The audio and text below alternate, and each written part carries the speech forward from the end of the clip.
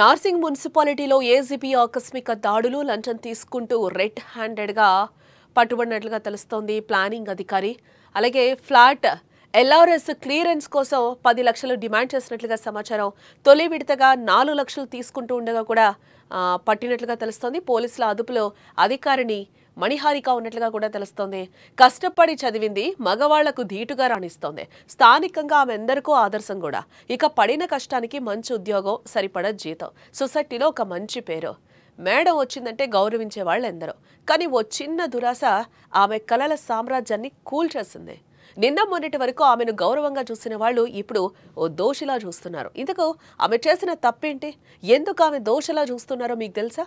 Narsingi municipal town planning అధికారి మణిహారిక విధులు నిర్వహిస్తున్నారు. స్థానికంగా ఎలాంటి ప్లాట్స్, కొత్త నిర్మాణాలైనా ఆమె క్లియరెన్స్ ఇస్తేనే ముందుకు కదిలేది.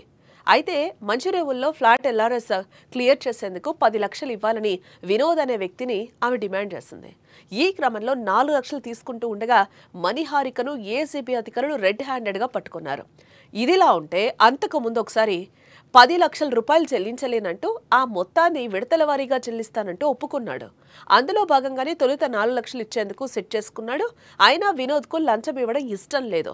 దీంతో అతను నేరుగా ఏసీబీని ఆశ్రయించాడు. బాధితుడి ఫిర్యాదుతో రంగంలోకి దిగిన ఏసీబీ అధికారులు పక్కా ప్రణాళికతో వలపన్నారు. వినోద్ 4 లక్షల నగదు మణిహారికకు ఆమె కార్యాలయంలోనే అందజేస్తున్న సమయంలో అక్కడే మాటు వేసిన ఏసీబీ అధికారులు ఆమెను రెడ్ హ్యాండెడ్గా పట్టుకున్నట్లుగా తెలుస్తోంది. నగదును స్వాధీనం చేసుకుని మణిహారికను అదుపులోకి తీసుకుని విచారణ జరుపుతున్నారు అధికారులు. ఇక్కడ మంచిరేవుల నివాసి ఒక 1000 గజాలు ఎల్ఆర్ఎస్ కోసం అప్లై చేశాడు. అతను ఎల్ఆర్ఎస్ ఫీజు కూడా కట్టాడు, అన్ని డాక్యుమెంట్స్ కూడా సబ్మిట్ చేశాడు.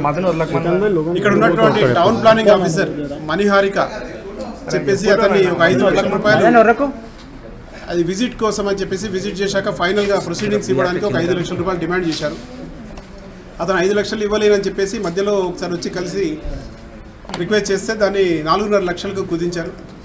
11:50 టైంకి అతను 4 లక్షలు తీసుకొచ్చి ఆమె ఛాంబర్లోనే ఇచ్చాడు. ఛాంబర్లో ఆమె యాక్సెప్ట్ చేసేది, ఆ అమౌంట్ తీసుకున్నది, టేబుల్లో పెట్టుకున్నది. మేము అరెస్ట్ చేశాము, ఆ అమౌంట్ కూడా రికవరీ చేశాము. ఈరోజు కోర్టులో ప్రొడ్యూస్ చేస్తాము. ప్రజలందరికీ ఇంకొక విజ్ఞప్తి ఏంటంటే 1064 అనేది టోల్ ఫ్రీ నెంబర్ మాది, యాంటీ కరప్షన్ బ్యూరోది. డయల్ 1064.